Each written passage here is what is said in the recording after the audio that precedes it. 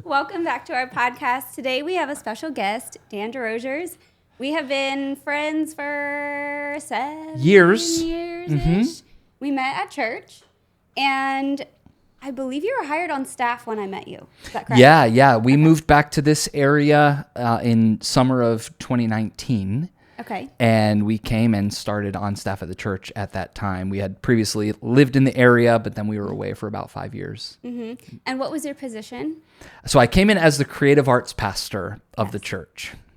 And now you are? And now I'm executive pastor. Yes. So the change in role there was I came in 2019 kind of spearheading our music and design and communications. 6 months later, the great pandemic brought us online for the first time. Uh-huh. And then just a couple years into that, I shifted roles. So now I lead our staff, I lead our organizational strategy, and I still do music and I still have my hands in some media things, but not nearly as much as I did. Mm-hmm.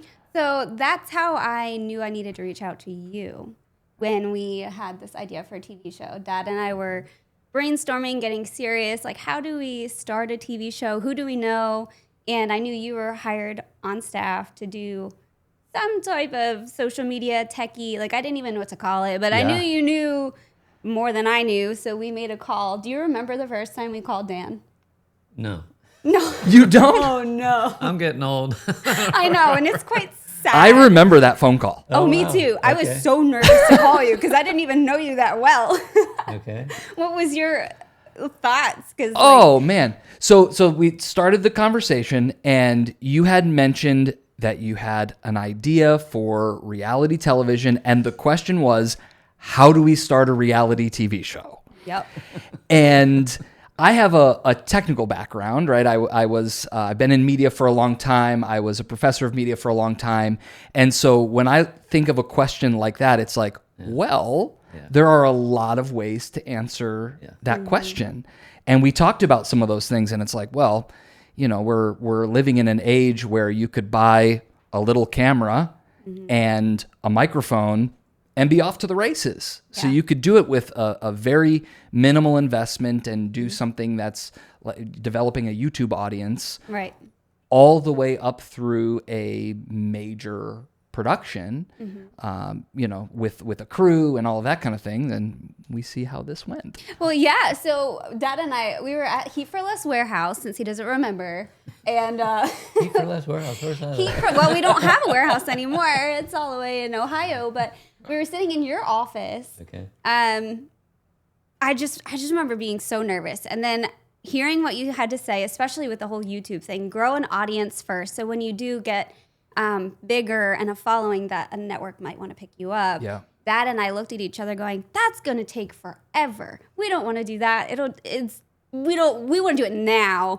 And now here we are. That call was probably 4 years ago. Oh, at least, yeah. So yeah, here we are. So it did take and forever. the show, it just If came you'd done out. your job a little bit better, it wouldn't take so long. I'm just saying. Well, you could find a new co-host. I mean, that has been the running joke through all these podcasts. So we didn't do the YouTube thing.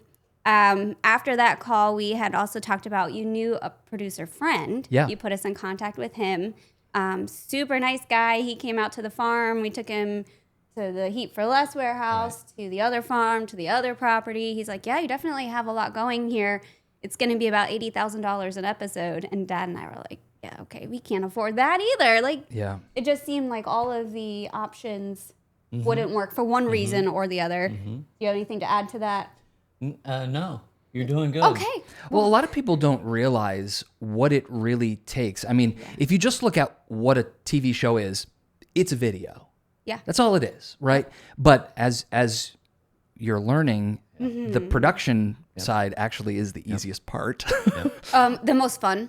And the most fun part, right? No, I mean, when the drama happens, it's good drama. Yeah. But it can be a really intense process, and when you don't know what it's going to be, it can be tough to do that. And you could go any route to get there in that production, but at the head end, to look at having this big crew, 80,000 an episode, that's just a big expense and a big risk for you guys. And that didn't include The cost for the property, the renovations of the property, the staff, the subcontractors, and all of that as well, insurance and equipment and everything that it took to get to that. Yeah. Yeah. I'd be curious to know if that included the edit. Well, especially with how you guys have gone through quite a process in editing. Yeah. And I don't know. I'm sure it would have. Yeah. But who knows how many revisions or... Well, that's the thing. Yeah. And then they have to be in, like, we thought we were done. We paid our editor. We thought the last invoice. And literally right before this podcast, I printed off another invoice because depending on which way you go, if you submit it to one big company that wants to take it, while another company over here might want it in a different format. Right. So then there's another hard drive, which they're crazy expensive, like $600, $1,000, depending on the size. I mean, who knew? Right. I mean, it just keeps coming. Right. It keeps coming. Yeah. And the prices are all over, too. When we looked for producers to do the show, I mean, my goodness, we were anywhere from, I don't know what, $50,000 an episode to $5,000 an episode. Yeah, I was going to say. It's like, it's all over the place. Like, how much is it here? And they're not necessarily better because, I mean, we went through a lot, which you don't know, obviously, but we went through a lot of people.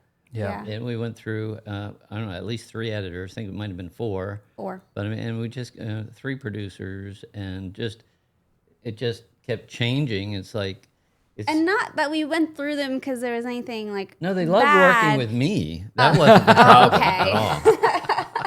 Well, like the one editor who took on the first editor, he sat on it for 3 months and didn't tell us he was not working on it. Wow. Like he was way in over his head and didn't want to say. So he just didn't say anything, which he put us back 3 months then. Yeah. So that was a shame. Actually, that's one. And when we say editor, there's picture editor, audio, there's coloring. So we're just talking about picture editors, right? So that guy sat for 3 months, did nothing. The next guy that took it on, he did a complete episode, but I didn't like it. But I didn't have the heart to tell him I didn't like it because he's a really nice guy. And my dad was like, Rachel, this is a business. Like, you only get one shot at doing this right. Yeah. And if it's not what we want, we need to move on. What was you gave me really good advice, like an analogy or something. Well, I've given you so much. Oh, a lawyer. Right. It was, I know. It was a lawyer. You're like, if you're on trial and you have to pick between 2 lawyers and one's a friend and he's a really nice guy, but he's not great. Yeah. Or you kind of have to hurt his feelings to go with somebody who actually is going to do a really good job. You're going to need to represent yourself with someone who's going to do a good job. For sure. So I was like, all right. So that was I was a wreck just having to tell him it wasn't what we wanted. And so we had to start all over again. And it is a business, but it's also art. Yeah. Right? So when you look at someone's interpretation of events or what they think the episode should be, and when it clashes with your vision and whatever, it's really, really tricky to have those conversations with somebody, especially when, and maybe they didn't do their best, but maybe benefit of the doubt they did. Yeah. Right. And when their best isn't good enough, that's right. Or when they phone it in and you know it, that's right. It's really, really hard to have that conversation. Yeah, it really was. But it was freeing once you did it. Yeah. Then you knew it was the right decision to make. Yeah. And then we moved on to another. So it was our producer who took a stab at the edit. He was very involved with the edit. I was involved with the edit. But then we ended up filming a second time because as I sat through that edit with him, we didn't have enough material. Yeah. Like we were supposed to have 5 finished episodes. We could barely squeak 4, but they weren't great. So we had them come film again. We got 8 episodes, and then we hired somebody to do all the editing for us, and he's fantastic. Yeah. Like, he needs to come along for season 2. Yeah. Have you guys talked at all about the original pilot? So that is on notes, yes. Right. So you're our guest for multiple reasons. Obviously, you were with us from the beginning, just giving counsel. The pilot episode was another thing because you were in the pilot episode. Yeah. Your family didn't make it into the season 1, maybe season 2. But pilot episode was done by your connections with a local college. Yeah, so early in my career, I kind of did my career backwards from most people. A lot of people will be practitioners in a certain area and then maybe end in the classroom teaching. I started my career as a young professional in the college classroom. So I started as a professor at the University of Valley Forge and helped to develop an undergraduate digital media program there and the graduate program as well. And so I was there for about 10 years. And as we were just remarking before we started recording, I still teach there. So this is my 20th year teaching at Valley Forge. I'm currently teaching in their MBA program and in their undergraduate program as well. And so through our conversations, not wanting to spend $80,000 an episode, well, who do you know? Well, I know this awesome group of students who also have not shot reality, but who are wildly capable and have had really, really good training under Tim Jackson and Dom Garcia and several others and they were able to come out and film this pilot for you. And it came out really, really good. Like Dad and I were so happy with that. And I'm just kind of putting it together now in my head, but I think I was disappointed with the first episode from the real production crew because the college kids did such a good job on the pilot. Like the it was pilot really good. Came out so good. Speaking of editors, you got to edit. I did episode the pilot. To see my vision come to life there. That's right. Yeah. That was a lot of fun to work on. And another thing that people might not know about editing this type of show is the sheer volume of content to go through. Like, it's not just like editing a music video. You've got the song to go to and you're picking out things to go along, or editing a podcast or whatever. It's very linear. But when you're talking about editing a show, there are story beats, there are music cues, there's tension that you have to develop. And that day, and I think it was over a couple of days, but there was like a storm cell that came through, right, and when so the caterer showed up to put it outside. Right, so the tents are flying. So that was one of my favorite things and as an editor, I have the raw materials that they were able to capture, which weren't necessarily indicative of reality. So there were certain things that I was able to do, adding in a thunder sound effect, adding in some rain sound effects, darkening the sky a little bit more than it showed on the camera, just to build that anticipation and that drama a little bit. Yeah. It was a lot of fun. Yeah, I'm glad you had fun. I'm glad you took it on because we had something to show for it. One of the networks that we're in talks with, they actually came across the pilot episode on YouTube. Oh, wow. And he was like, I don't think I was supposed to find it because it was like unrestricted or something. There's a certain... Probably on my channel. You can like hide it. I don't know.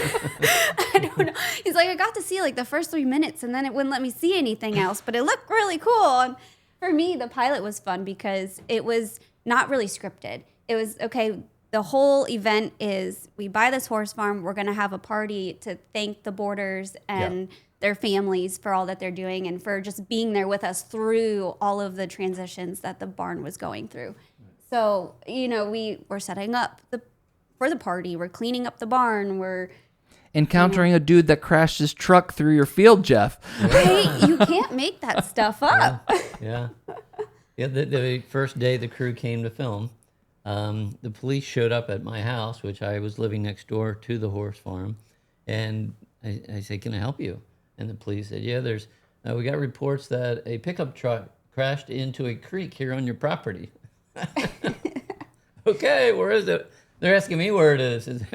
That's a long creek. Yeah. Is there a couple hundred acres? I have no idea where it is. Yeah, so I told them where I thought it was. So they went over there, and eventually they found it. So 2 guys were a little high, and I don't mean tall. And they were going through the hayfield, spinning, doing wheelies, crashed into a tree, turned around, kept going. They went down into the creek and got stuck in the creek. And so we went over there. You quick called the film crew, and you said, "Come on out here." Yeah, well, you called me. I was on my way over to film. You're like, "Hey, can you see if you can find them?" And I'm like, all right, what are the chances? This was the first time the film, like the college crew was on site. Like the first time I met them. Like that was just wild to me that, of all the times that talk about God's timing, it's an unfortunate event for the guys, but it added so much to our episode. So the crew, Cool. by the time I called them on my way there, and by the time I got there, I could see the boom mic going up and down way in this hayfield. I was like, oh, they're out there somewhere. So I like navigate my way out and found them, and you had to pull them out. Yeah, the police came and said, do you have something that can pull this truck out of here? Because it was a big pickup truck. It was brand new. Yeah. Oh, wow. Yeah. So I said, oh, sure. So I get the largest tractor I had, and he said, are you sure you can pull this out? I said, trust me, I can pull this out. So, Typical dad. pulled it right out. Yep. Yeah. So then the guy who was driving through the field, he's looking at me. He said, "Oh, I'm so sorry. I'm so sorry." I said, "Well, if you're really sorry, you're going to pay me for this." He said, "Okay, okay." No, you said you're sorry you got caught. That's right. Yes. I said, "I'm sorry you got caught. You're not sorry you did it." Yeah. And I said, "So if you're really that sorry, pay me something." I threw out a number. He said, "Okay." And the police was surprised that they had that much cash on them. So Oh, he did? Oh, I didn't realize that. Yeah, the police- $100 bills. yeah, the I police don't took the know, money from them and drugs. handed it to me. It was weird. Yeah. That was High but weird. not tall. Yeah. So we were there, I don't know, 6 or 7 years we lived there. And this is the only time that happened. And it was the day that the film crew was present. Yeah. It was so cool that got to That's amazing. capture that, yeah. Yeah. We talked about how you were instrumental with getting us to where we're at now. So the episode we're going to talk about is our last episode, which is our barn party, which in the pilot episode, we had a barn party as well. Yeah. Which the feel of them was very different. So for our viewers, I'm going to overlay some clips from the pilot episode. Oh, cool. So you can see the barn party. It was a hoedown. It was... Much better than the second part. It was more fun. It was way more fun. Yeah. I mean, let's just be real. It was a party. It wasn't. was, yeah. The second one was good. It was just different. It was different. Very It formal. was like a concert. Yeah. Which there's Yeah. nothing wrong with It that. was It was nice. great. It was was just nice. a very different feel.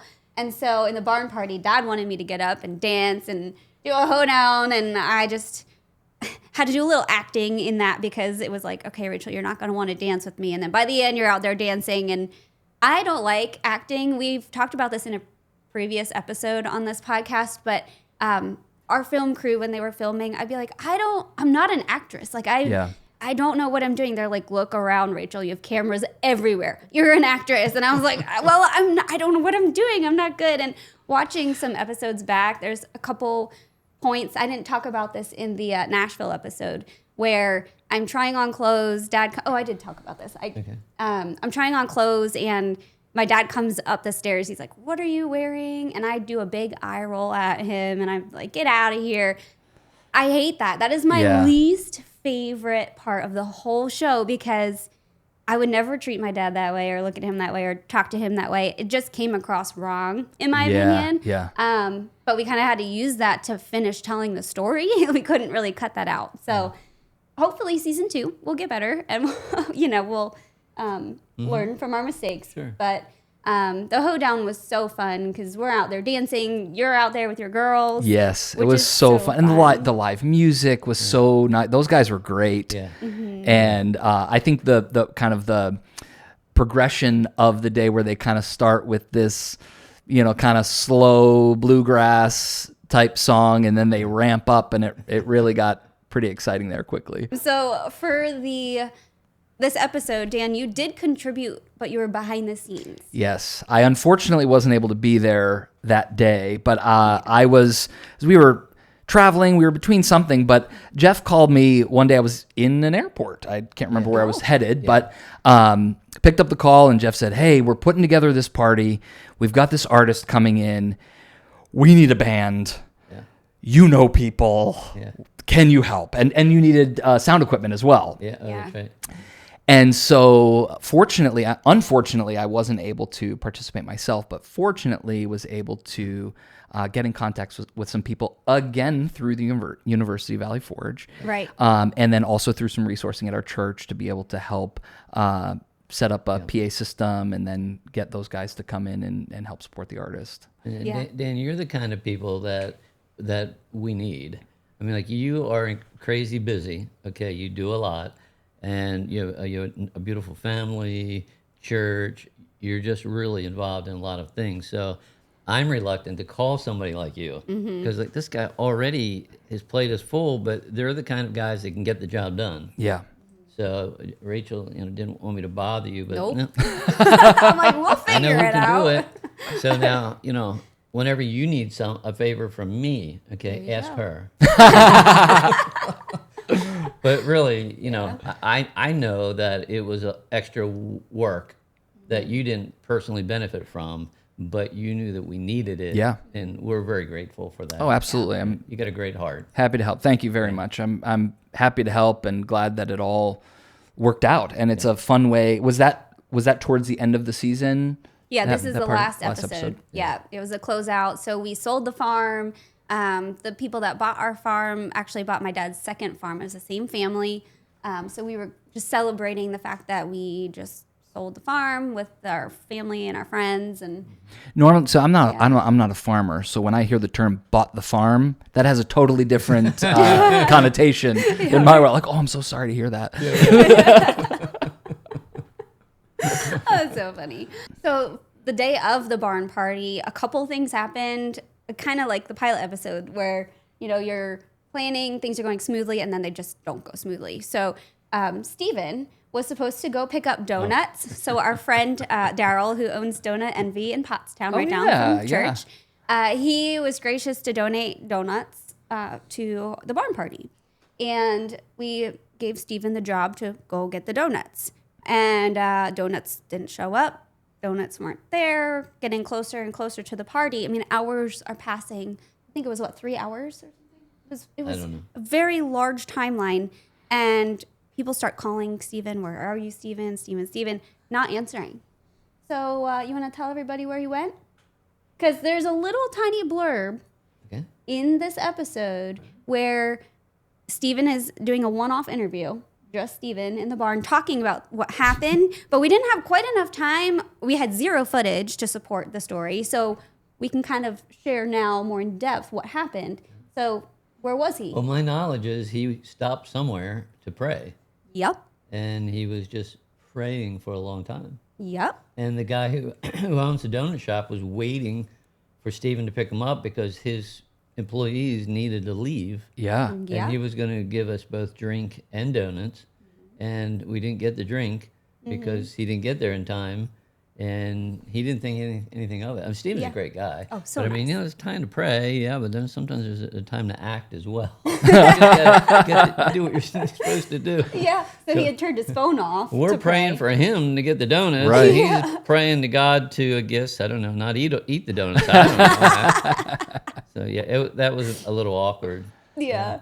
I mean, it was funny. He makes a comment about, like, I was praying and I get all these notifications from Jeff when I turn my phone on, and oh no, I might not have a job. I better get these holy donuts. And I'm just like, oh, Steven. Like, his comment was so funny. I just wish we had some supporting footage of that story, because we're like, where's Steven? Oh, he's praying. Oh, that explains it. Like, we all know Steven would be the kind of guy to do that. He drives around in a car that has a 6-foot cross mounted to the top of his car. Oh, wow. And like, he's just so outspoken about his faith. He's kind of like a modern day John the Baptist. Oh yeah, is how I would looks like describe him, him. acts like Locust, honey, Absolutely, Yep, absolutely. 100%. hair belt, hair yeah. clothing. Yeah. Yeah, and So I'll know when I meet him. I'll know when I see him. Oh, you will, you will.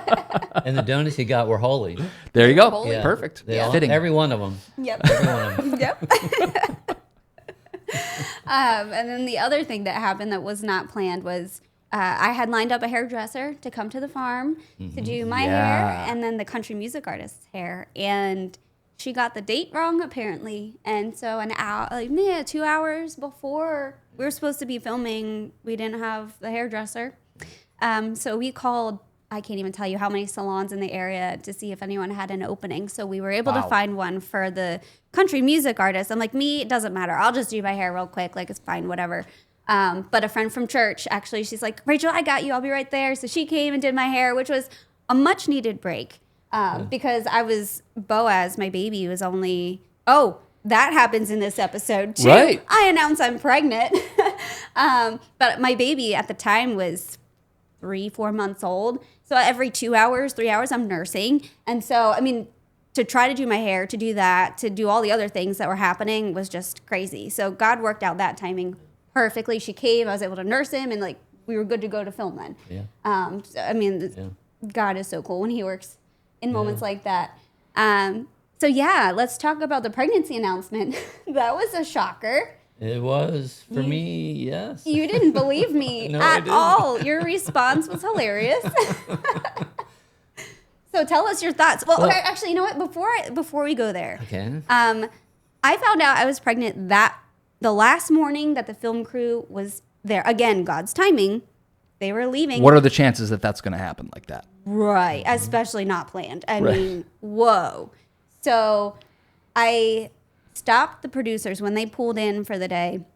I said, I know we spent 2 hours yesterday finishing up the closing line of the episode because Dad couldn't say one line. 2 hours on one line. We finally got him to say it. Or maybe I even said it for you. I said it for you. Yep. Something like that. Yep. So we struggled through that yesterday, but I have a new ending. And they kind of looked at me like, what are you talking about? I said, well, I found out I'm pregnant. Dad doesn't know. I just found out. So they're like, oh, we got you. So I didn't know how they were going to set it all up. I didn't know what they were going to do. They're just like, take my lead. I'm like, all right. So later in the day, we're walking the field line. They're like, talk about this. So they kind of spurred it on. So I was like, oh, by the way, we'll have an addition for season 2. So tell us your thoughts on. Well, I'm thinking it's like a new cast member. Yeah. Right? Well, I mean, kind of, right? Yeah, Like, absolutely. That's what I'm thinking. Yeah. And then she said, no, I'm pregnant. And I didn't believe her. No, no, you're not, was your response. No, you're not. Like, yeah, found out this morning. And you're like, this morning, as you're laughing and crying, this morning. Like, yep. You're like, does mom know? Nope. Nope, she doesn't know. I lost it. Oh, yeah, you cried. And as you're getting older, you cry a lot more. Like, right now, you've got tears in your eyes. Be quiet. They can't see that. I know. I have a friend of mine. His name is Charlie Popjoy. What a name. He's like just turned 90. Yep. And he was a role model for me. And about 20 years ago, he was old. And he said, Jeff, now that I'm getting older, I find I cry so much easier. Oh, really? And I didn't understand it. Yeah. And now I'm there. Oh. I don't like it at all. Well, it makes great Whatever. TV. Who wants to and- watch a man cry? Now that Boaz has been born and he's here, it's been fun watching you with him. Oh, he's cool. I don't remember you. Like, you were always a great, like, pop with my other 2 boys. But when they were little like that, like 6 months to a year, you weren't really, like, super hands-on. Like, you would hold him, but, like, you different. thoroughly enjoy him. Oh, yeah. It is so fun to watch you. Yesterday, you bring him in the house. Or no, the Oh, babysitter of brings course him you in tell the this house. story. You're standing right in front of I'm him. like, hey, I hadn't seen him all day. I walk in the room, and he goes like this to me. Yeah. That's disrespectful. No. Come on now. That was so funny. Oh, my goodness, that was funny. Dan, so we ask all of our guests, do you have a question for me, for my dad, for both of us? It's always fun to kind of turn the table. Yeah, I do have a question, and it's for both of you. And I apologize if this question has been addressed before, but it's something that I kind of know, and I'm curious to hear your answer for. You guys are in television. You've created and have released a reality television show, but it's never been about television for you guys. Right. What is it actually about? So the idea is that we want to be branded so that people would know who we are, and that I, at least, you're not sure. We have different gifts, so you can answer for you, and then I'll answer for me. Go ahead. So I want to travel the country sharing the good news of Jesus with a world that's lost. And youth ministry is my background. And, the number of people who commit suicide every year is just through the roof. And those who don't are just so unhappy. We work with people for a living, with the businesses we've owned and so on. And it's just so sad. I remember I was working at one of my businesses, an ice cream parlor. I was at the cash register. A guy comes up, a bit shaken. I said, "You okay?" He said, "Well, my son just died this morning." Wow. And it's like, people are hurting. And we have the answer. Yeah. And we think people don't want to hear about God. People don't want to hear about religion. Religion is boring, empty, and meaningless. people want to know what the answer is, we have the answer. Yeah. It's a personal relationship with the creator of the universe. And his name is Jesus, the only true God. And he loves us, and he has a plan for everybody. And so we don't need to be hurting as we go through life. We don't need to go through life lonely or without a purpose or without friends. He's there. The creator of the universe wants to have a personal relationship with each of us. Yeah. How awesome is that? And people think, oh, I'm just so messed up, and I'm such a sinner. God wouldn't love me. He doesn't want to have a relationship with me. We read the Bible, as you know. Paul murdered Christians before he became a Christian. Yeah. And God loved him and saved him. So not only is it my heart's desire to tell people how they can have a meaningful life here on earth through a personal relationship with the creator of the universe, but they can know that when they die, they're going to spend eternity in heaven, where the ultimate party is. The party's not here. Yeah. God didn't call us to a playground. He's called us to a battlefield. And there's a spiritual battle over the souls of people. And God wants us to tell people, look, Satan wants you to go to hell. God loves you so much, he sent his son to die for you so that you don't have to go to hell to pay for your sins. And he wants to spend eternity with you in heaven. And God also wants to have a relationship with you here on earth. So that's what I want, is to be branded through this show so that I can tell people the good news. Yeah. And not that I don't want that, I fully support that, but my gift is not evangelism on stage like Dad's is. Would love to travel with him and support him, but I also have kids, so that makes it a little tricky. But for me, I obviously want to share my faith with everybody that I meet. This TV show would allow me to maybe write books. I'm not going to be a no-name person trying to get a book out there to share my story or to share, how the Lord has provided for me time and time again. This will give me that platform to have eyes on that book. So people can then hear from a book perspective, or just through podcasts, being a guest speaker on a podcast, talking about how the Lord has been there for me. I think a lot of people, myself included, when sharing your faith, it can sometimes be intimidating. For sure.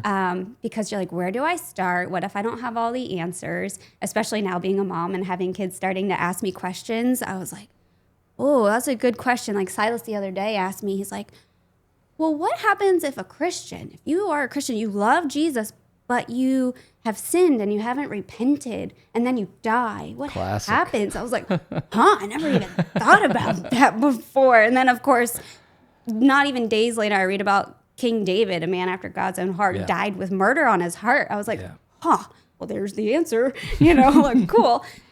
For me, sharing my faith looks like just sharing my personal story, because God has been there from day one. I grew up in a Christian home, but my faith had to become my own faith. It wasn't something that I could just inherit from my parents. And what did that look like? Even after becoming a Christian, there were times I made stupid mistakes and I messed up. But God forgave me. And I think as a Christian, like, it was something I wrestled with for many years, not long time, was if you grow up following the Lord and you're living for him as a kid, how do you know what it's like to not grow up in a Christian environment and like have that like saved moment? Like, I was so bad, God forgave me. Like, I didn't have that experience, but now that I'm an adult and I'm like, oh my goodness, like ever since coming to our church at Connection Church, my eyes have been opened to how much of a sinner we really are. Like, there's so many things that I just didn't even notice about myself. And now I'm like, oh my goodness, we fail all the time. So it's in those moments, it's like I don't have that huge come to Jesus moment, but it's the daily, like, oh man, I messed up. Like, God forgave me anyway. So just sharing my story with other people, everybody's story is different, but sharing the gospel can look different. You're not sharing from the pulpit from the Bible, you're sharing your testimony. And if you're in God's word, you can share stories of things that happened in the past too and tie that together. So yeah, this show is very much, we want to share our faith. It's also, there's a lot of crap on TV, and we want to offer something for people to sit down with their family and watch and not be worried about what's going to happen. I apologize for the eye rolls and the couple snarky comments, but season 2 will be better, you know? If, an eye roll is the worst that you will see in our show. Yep. And it was an eye roll because you deserved it. It's not. That's really funny. It's not even disrespectful. But Dan, I really appreciate the question. And having you here on this podcast has been so much fun. Thanks for having me. What an honor to be Yeah. here with you both. Thank you for your time. And we have one more podcast to go after this. So thank you for watching, and we'll see you in the next podcast. Thanks, Dan.